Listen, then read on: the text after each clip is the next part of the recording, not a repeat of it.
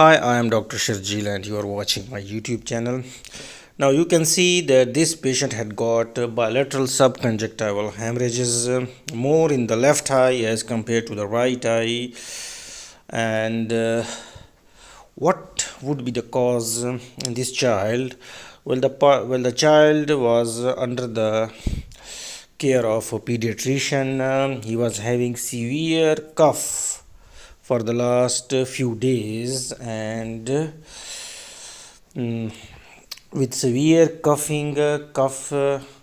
is a risk factor for developing subconjunctival hemorrhages, and severe cough can lead to subconjunctival hemorrhages. So I thought I should show you this practical example of post cough subconjunctival hemorrhage.